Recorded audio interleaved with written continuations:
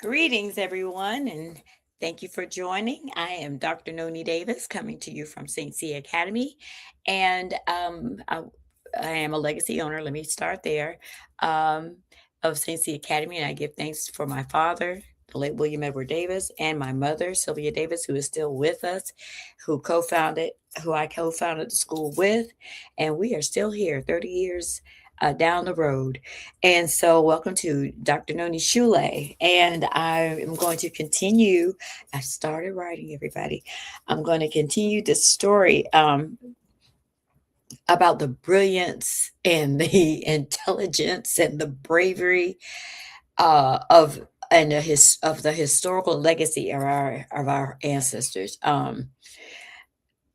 Who participated as who were African spies during the Revolutionary War and the Civil War. It's such an intriguing story to know that your ancestors were willing to risk their lives because during the most intensely brutal existent on this earth, we have had this UN resolution that states that Africa and the enslavement of Africans trafficked across the Atlantic was one of the most brutal acts in history. Because for 400 years we're still engaged. I mean, the racism is still welded into the nature of this country and the policies of this country and the world, actually. And so for our ancestors to be brave enough to stand up and fight for themselves is just it's incredible. And so today I want to continue. Pick two more. Spoke last week about uh, three Civil War spies who were part of the Black Dispatch, which is a name I had no knowledge of before I started this research process. And this Black Dispatch or consisted of African American spies. Some of them were free and some of them were enslaved.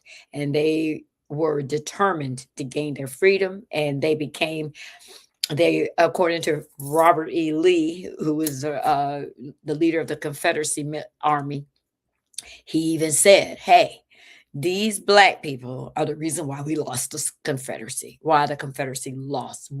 And so, in addition to the Union soldiers, the Black soldiers who fought in the war, we also had our own spy network, the Black Dispatch, that was doing their thing. So I just honor them and give thanks for them because it's just amazing what these, and we need to have a collective of these stories, and I'm gonna do that thing. I'm gonna put them out. They probably have something out there, but I'm gonna put my little spin on it too. So, um, my ancestors are from the Tidewater, Virginia area. So I want to open with that because talked about a little bit because quite a few of these spies were located in that area because of their proximity to um, DC. And I think last week I talked about someone who was in Richmond. There was somebody who was in Fort Monroe area. Another person was in I think they were on the York River or whatever. And so, that was a very strategic area. And as we already also know, in Norfolk, Virginia was one of the main uh, throughways of the Underground Railroad. So it was popping. They were popping. It was popping. But mother's family is from Tidewater.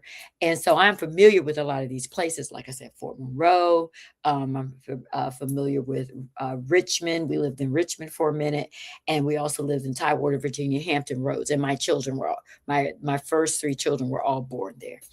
And so being from there is crazy because I didn't even know about. I was trying to remember, did I learn about this when I was in Virginia, and I just don't remember. But anyway, so the Black Dispatch, as these spies were called, um, by the Union soldiers, proved to be reliable sources of information regarding Confederate troops, the number of soldiers in those troops, the quality of life in these camps where they were stationed. Um, let's see. the location of where these people were located, how many ships were there, how many troops were there, and so today I want to introduce this lady. I forgot to bring my little pad down, but I'm just going to show her a picture. So today I'm going to introduce this lady. Her name is Mary Tuvestre.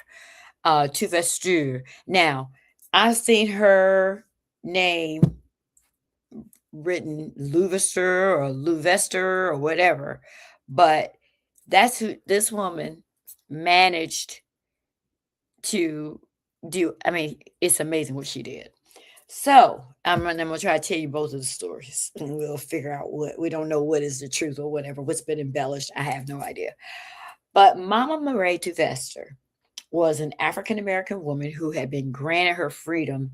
Um, she lived in Norfolk, Virginia, which is like where I was living, and worked for an engineer. And this man's name was Captain Charles Dimmock, and he worked on the USS. Did I pull that up?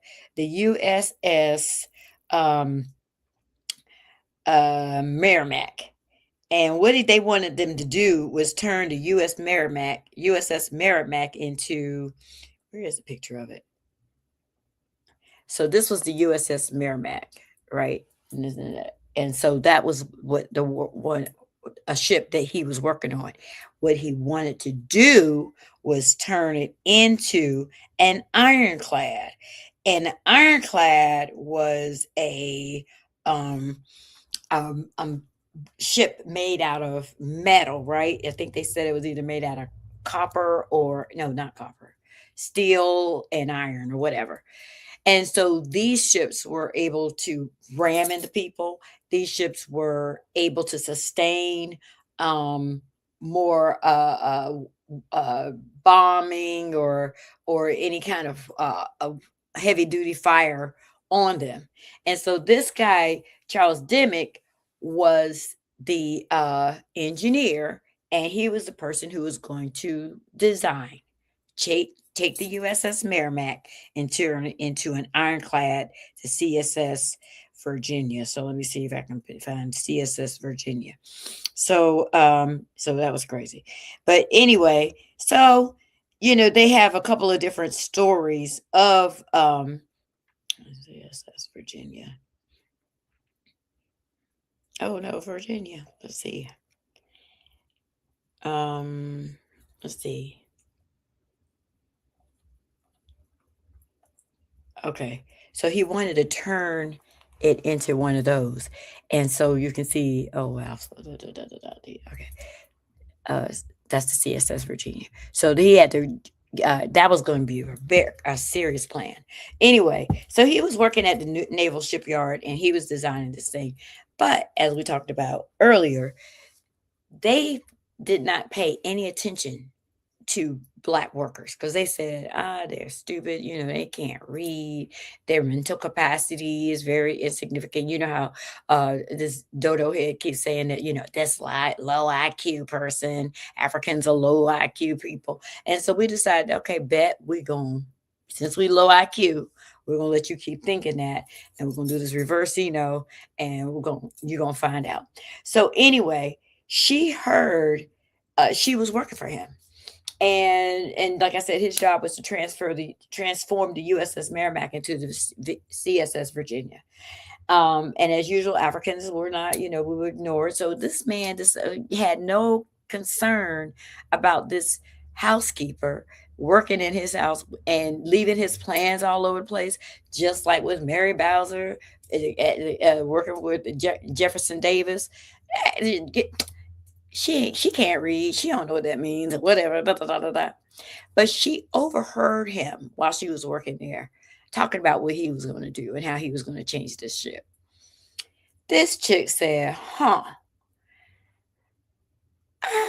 that is not good information because, oh my God, if they get this ironclad, we're going to be in trouble and it's going to be a weapon used against the Union. And the Union, we can't have the Union losing like that. So he it was discussing the military capacity of the ship and how he was going to turn this iron into an ironclad, and how these were the first major warships, and they used steam propulsion and were heavily armed so you could have more weapons on them. And then, like I said, they were like wooden boats. They could sustain heavy artillery fire and explosives, and they could ram into a wooden ship and just knock that thing right on out. So although they were very um very solid, they were also very heavy. So he had to take that Merrimack, which means that man was really on it. He was going to turn the Merrimack into this. And so when Mary Tavester heard what Captain Dimmock was going to do, she said, "All right, bet." So what did she do? She stole a set of the plans. She found some of his plans and she stole a set of them. Now, I don't know whether he figured it out or not, but that chick said, "Okay, I'm out of here." So she took a set of the engineering drawings for the ship that the engineer had brought home from work. So he said he was going to work, and maybe he thought she threw them away. I don't know what happened.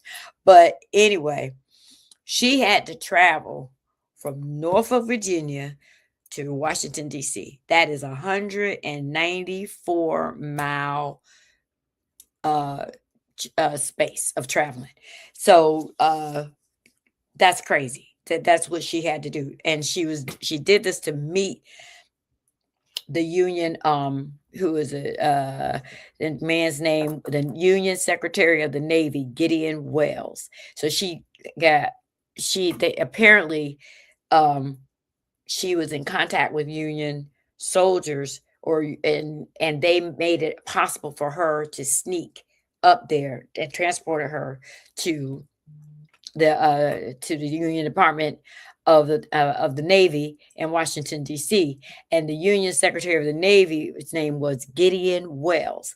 Now, there are other versions of the story. Like I said, one implies that Mary was recruited by Welles for the plans.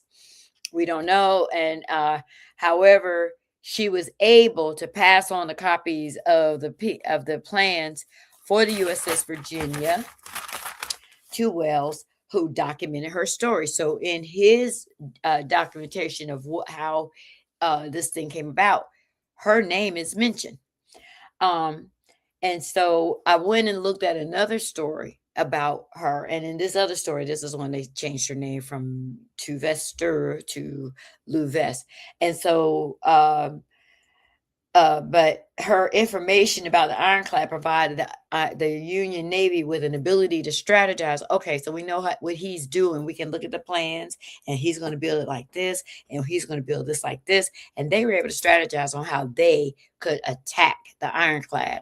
And one of the reasons why they had to make haste with this is because in the early stages of the war, like I mentioned last week, at Fort Monroe, the Union was not winning at first because, of course, they're fighting on whose territory? They're fighting in the Southern territory. You're fighting in the South against the South, and they were going to whoop your butt. So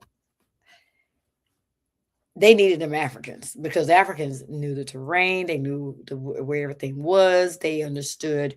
They could be hide in plain sight. And so they were like doing this crazy espionage. So, a little history. I found a little bit of history about Mary Trevester. She was born in 1812 in Norfolk, Virginia. They said that her mother was a free mulatto. Her father was a free mulatto from San Domingo, and her mother was a free African American. She was a free woman and licensed. Let's see. Okay, she was a free woman and licensed owner of a restaurant and a boarding house when she was young. So, and she adopted a 10-year-old boy named Mark Rene de Morty in 1839 and freed him when she was 21 years old. When he was 21 years old. So she was born in 1812, and so 1839 was she was like 27 years old when she set this boy free. All right, and then she married in 1844, which means she was in her 30s. She married a man on June 1st, 1844, at the St. Catholic Church in Norfolk, and his name was Michael Louvest, and he also was a freedman. They had three children. Her children were Susan, Ophelia, and Robert. I think Susan and Robert died. No, Ophelia and Robert died very young from yellow fever in 1855. And so that I think who else? There's several accounts of this yellow fever breakout among African Americans. I mean, I think when I read the story about Ona Judge, that's about that same time they were struggling with. I mean, they were having a problem with this. With the not no, hers is much later. But anyway, yellow fever was a big issue in Philadelphia as well. So apparently, Mary's husband was a shipyard worker at Norfolk, Virginia, and consequently, so was my ex-husband. He was a shipyard worker. So I was like, golly, that place is old. And he worked in the same space, the steaming, I think it is called a steaming space, steaming engineering. And they worked in the same location with this man named William Lyons. Now, William Lyons was a white guy, but he was also a Union sympathizer. So the story kind of, you know, gets murky here. Like perhaps her husband was talking to this guy, Mr. Lyons, and they were trying to figure out a way, maybe they knew about, of course, they had to know about Mr. Demick, the Captain Dimmock, and these plans he was going. So they said, we got to find a way to get somebody in there to get the plans. So this is another aspect of the story. So they think that maybe they found out that he needed a housekeeper or something like that, and so they were able to get Marie Louvester in there to work for him. And so, according to the story, she was able to get in there, overheard what was going on, and retrieve the plans. And then she was smuggled across Union lines to the Union Secretary's office, Mr. Wells. Now, this is the audacity. They said Mama Mary returned home to Norfolk during the Civil War. So this is why I was like, did he not know? Because she went right back home. And apparently Captain Dimmock never even found out what happened to his plans. I mean, there was no charges against her. She was not her husband. Nothing happened to them. So I was like, this is crazy. He don't even know how did he even realize his plans were taken? So it's really interesting. So the Levisters eventually gained ownership of their property on Nivison Street. That's where she lived. And following the war, continued to operate their restaurant and their boarding house, which is what she owned before, and well into the 1870s. And Mama Mary's husband, Michael died in 1880 from tuberculosis, and she died on October 31st, 1883, in her home around the age of 71. This is just incredible to me. So in 1868, going back to shortly after the war ended, about 4 years after the war ended, I could not find it, but they said that she wrote a letter to A.H. Kitty, who was the Commodore of the Norfolk Naval Shipyard. And in her letter, she explained how she did everything for our Navy and rescue his heroic defenders. But no one knows whether the man ever received the letter. But I mean, maybe there is. I couldn't find. I was looking all over for a copy of the letter because I wanted to just read what she said. But she was like, "Look, I'm taking credit for all this because I did it, and me and my husband, we helped y'all win this war. And without us, you wouldn't have known about that ironclad and may have set y'all back anyway." So no one knows where the Louvesters were buried, but it is presumed that they are at one of the Catholic cemeteries in Norfolk, Virginia. So I'm going to have to go up to Norfolk and learn some more stuff about this lady, because this is like awesome, as well as the other people go to. I need to go to Fort Monroe, and just get some military history of the Civil War there, and so I can write this book. Anyway, but I've already started. I'm gonna try to write a page a night. Anyway, so the next person I want to talk about is the brilliant, amazing Robert Smalls. Now, instead, he was not located in Virginia. He was from South Carolina, so he was in Charleston, South Carolina. And Robert Smalls was something else too. He was born in 1839, I guess about the same time. No, she was older than him. 1839 in Beaufort, South Carolina, and his daddy was probably the slave owner. But anyway, his mother was Lydia Polite, and he and his mother were enslaved by this man named Henry McKee. At the age of 12, McKee said, "Look, I'm going to hire Robert Smalls out." And he sent him down to Charleston and contracted him to be a waiter in a hotel. And so Smalls was separated from his mother. And then after a while, Mr. McGee, this plantation owner, decided to send Smalls to work for as a dock worker. All right. Now, the man, he was working for this person, but I don't know how much money he was given, because a lot of times they would give, if it was $5, the African got pennies, and the other person got the $4.90. I don't know I don't know exactly what the arrangement was, but Robert Smalls. Oh, let me show you a picture of Robert Smalls. Robert Smalls eventually, a lot of people know about Robert Smalls.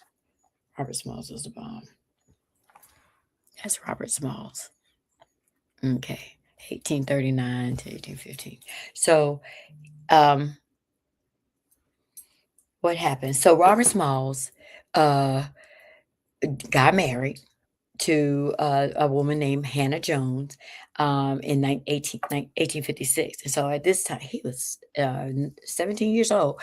But one of the things they said in both of these stories about Mary Trevester and even with Robert Smalls, even if you were married, African Americans' marriages were not acknowledged. So you could be married, but your marriage was not acknowledged by the state.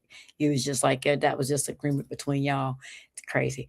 But by 1861, when the Civil War broke out, Mr. Smalls was elevated to crew member on the planter. On the planter. So the planter was a ship that he was now going to be. I didn't get my pictures together. Let me see the planter. Can I get it? Can I get the planter? And so what happened is one day it had an all white crew, and then it had an all black crew. So one day the all white crew said, "We're gonna leave," and they docked the ship and said, "We're gonna go on land. We're gonna go ashore. Y'all got it." And the planter, and so the planter was docked in the Charleston Harbor, and it was a ship that was used to transport the Confederate Army back and forth, up and down the water, right? But at this point, this is when they were saying that the Union was really losing very badly, because, like I said, they're fighting on. When you find somebody else's territory, how you gonna win? You can't, unless you get help. And so for us, it was the black people. So the folks decided they were going to leave the ship, and they left all the black crew on there. So, but apparently Robert Smalls had already made this plan. Now, mind you, he is a child in 1860. Let's see, 1861. He was born in 1839. This boy won't but like 20 years old, 21 years old, something like this.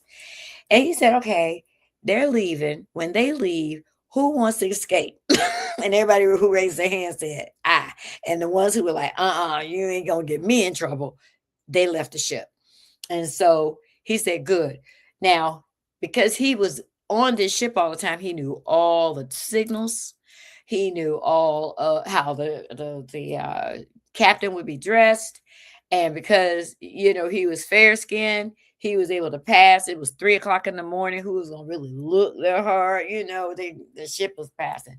And so this was their decision. So in 1862, on May 12th, which is today, 164 years ago today, while the white crew members left the ship, he and his cohorts said, first thing we're going to do is we're going to go down, we're going to take this boat out, and then we're going to pull over, and we're going to get all our family members. And I think they said about 16 people were on the boat.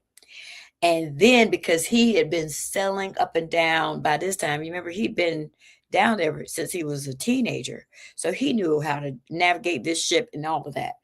This brother took that ship and the planter passed 3 Confederate forces at Fort Sumter and Fort Moultrie by acting exactly like the white captain in his stance. He was standing like him, appearing like him, and making all the signals the very same way that man did it. And as soon as the planter got out of the range of the Confederacy, he approached the Union. Now, I don't know exactly how he was able to get them to say, not me, but I think he probably put up a surrender flag or whatever. And he signaled signaled the surrender of the ship. Now, not only did he successfully turn over the planter to the Union, but do you know he piloted the ship in several battles with the Confederates? I know they were big mad. Here is this black dude who stole the ship and then used the ship, piloted the ship, and battled against y'all. Don't play with black people. I will find a planter ship, planter ship. It's just crazy. It is crazy. Anyway, so this is the planter. This is the ship that he stole and used it to fight against the Confederacy. So now his most petty achievement, because he was a trip. He was a complete trip. At the age of 25, he had this big prize for his service in the Civil War, right? And for, the ship and everything like that. This dude went and bought Henry McGee's plantation, the mansion of Henry McGee, because his former slave owner. And at the age of 25, it's crazy. And he went on to become a famous politician. But he bought the plantation. I was done. I was through. He went on to become he led a boycott in Philadelphia against the streetcar. So apparently he got on the segregated streetcar, and I think that was, I don't know when that was, but he was in Philadelphia, and they put him in jail, and he sued them. And then let's see, he served as a representative in the state house of South Carolina, and then he was a U.S. congressman from 1875 to 1887. And during his term in office, he advocated for free public education and equality for African Americans. And so, these two people, I tell you the truth. And then, I've already done Mary Bowser. It just shows you these people don't know us. And if anything, it should encourage us. Do not be dismayed or overwhelmed with what these people are doing right now, taking away our rights. Because we still got Robert Smalls, and we got this Mary Trevester, and we've got these folks that I was talking to you about last week. Golly, Scoble and John Scoble, who was the other guy who was on the river. He was what was his name in Washington D.C. Uh, he was traveling with them. Oh, Ringgold, and then this other guy. His name was who was the other guy? Um, I can't remember the other guy's name. He was at Fort Monroe. Oh yeah, what was his name? George Scott. So these are 5 people that we know of, and if you include Mary, that's 6 people that we know of who were doing what they had to do as Black spies. And so we can't be discouraged because we have the blueprint. We got a blueprint. Anyway, I shall.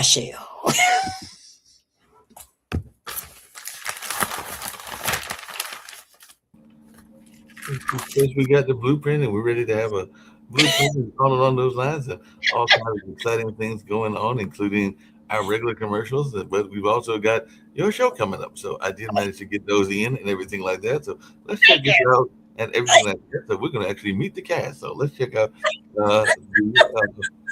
Mama Noni, and she introduces some of the cast. And I think I got both videos, but I might play them not back to back, but one at a time. So let's start off with this one.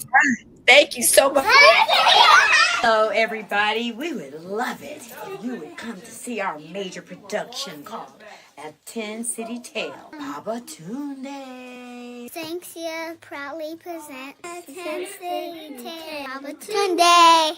Do you have a business? I support family. Zeus. As a starring act. It's a spiritual journey, and we would love it. Please come and see the amazing work that our children can do. The theater, the dance, the acting. It's going to be amazing. $20. This year's production is called A 10-City Tale, Babatunde. It is a powerful, student-driven theatrical experience featuring original storytelling, dance, and performance rooted in culture and community. Advertise in our playbill. Promote your business while supporting youth, culture, and arts. Peace. Thank you. There you go.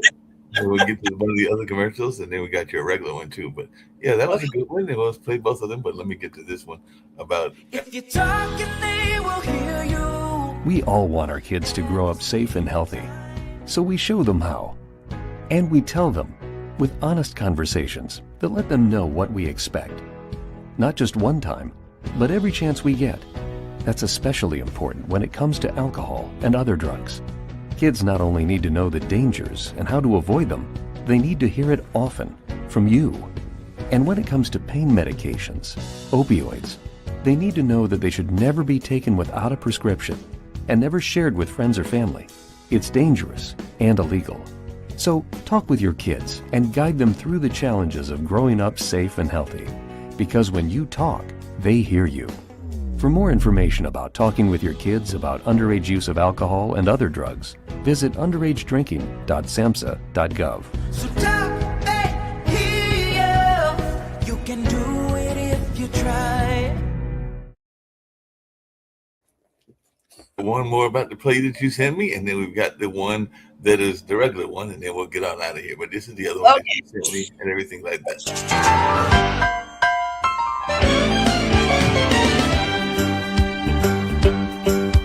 It's a rare condition this day and age to read any good news on the newspaper page. And love and tradition of the grand design, some people say, is even harder to find. Well, then there must be some magic clue inside these gentle walls. 'Cause all I see is a tower of dreams, real love bursting out of every scene. As days go by, it's the bigger love of the family. Great. So folks can check that out. That'll be coming your way on June 4th, so folks can check it out. Will there be any sort of matinee performance or just the one evening performance? Just that one evening performance. It's all I can do to get this one done. I understand. We may have to repeat later another time. But yeah. And then with this year has been hard. Okay, so we'll go out with the regular commercial and all along those lines, but sometimes it can be difficult. But I know they'll do great, and hopefully they'll do a videotaping of it as well. So maybe we'll get a chance to see it, even though we've got an event with Yazra at Haytime. But maybe we'll get a chance to see it on video or something like that. But There you go. Thank you. Right now, let's go ahead and get us out of here with our regular video.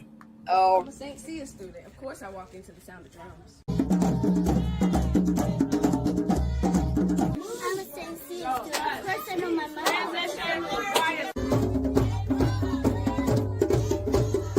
I'm a St. Sya student. Of course, I can play the drum. I'm a St. Sya student. Of course I can work with my hands. I'm a St. Sya student.